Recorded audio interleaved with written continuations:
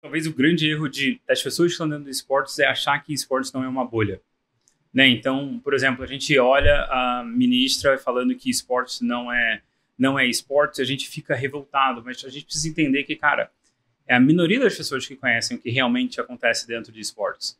Né? E acho que a gente só vai conseguir mudar isso quando a gente realmente entender que, cara, não, a gente não furou a bolha, a gente não está perto de furar a bolha. E a gente precisa trabalhar para furar essa bolha. Né? Como que a gente vai explicar para as pessoas que têm dificuldade de entender sobre trabalho remoto, que você pode jogar um jogo de videogame e ganhar dinheiro?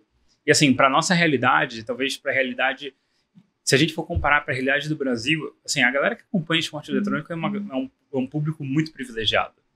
E aí a gente está falando de um país que tem uma disparidade social muito grande. Como que você vai explicar para todo mundo que esse universo é real?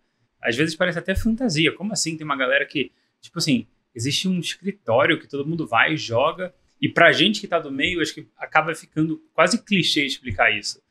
Né? Mas assim, a gente tá dentro da bolha, e acho que o primeiro passo pra gente poder furar essa bolha é entender que, cara, a gente tá na bolha. Então, quando a gente tá se comportando, quando a gente tá falando com os grandes veículos, quando a gente tá falando com as pessoas de fora, sim, a gente precisa perder um pouco de tempo para fazer o beabá, a gente precisa explicar essas coisas, porque se a gente for assumir que todo mundo sabe tudo, a gente vai ter as pessoas vão assumir coisas erradas e a gente vai depois falar, pô, olha só, aquela pessoa ali tá falando isso daí, não tem nada a ver. Mas na verdade a gente nunca chegou para a pessoa, a gente nunca teve a paciência de poder explicar.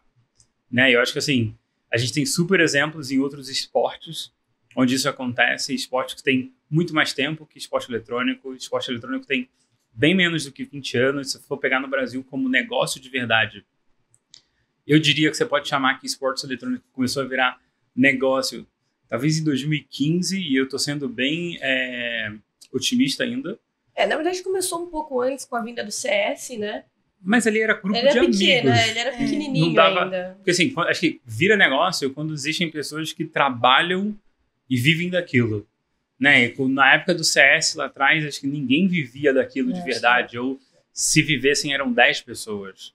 Né? Então agora que a gente começa a ter uma indústria por trás, então é uma indústria que é muito recente. Se a gente for olhar, por exemplo, cara, eu gosto de assistir bastante esporte pela televisão, né? E quando a gente olha, por exemplo, o vôlei, pô, na época do Bernardinho na seleção brasileira, muita gente assistia. Mas para o vôlei chegar nesse momento, o vôlei teve que entender que ele era uma bolha, ele teve que entender que o rally, apesar de dar uma super competição para o jogo, fazia o jogo virar inviável de ser transmitido pela televisão. E se você não está na televisão, num país como o Brasil, você não vai atingir a massa.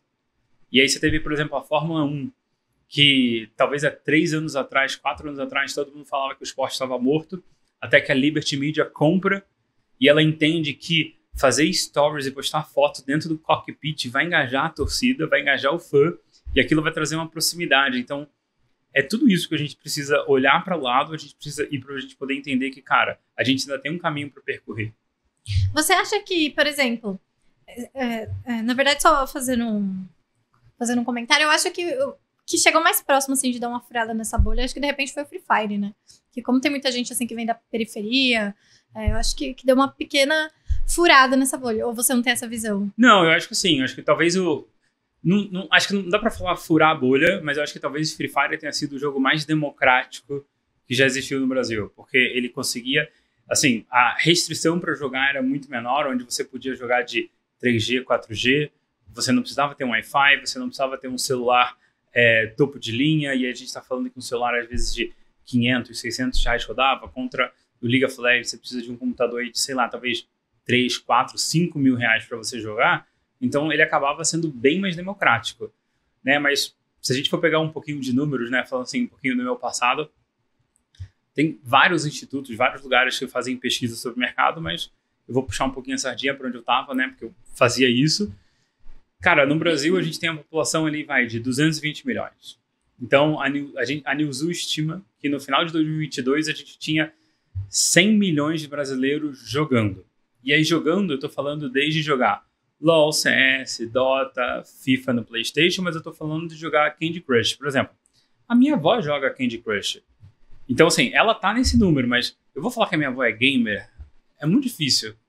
sabe? Não dá pra falar que ela é gamer, mas ela joga, né?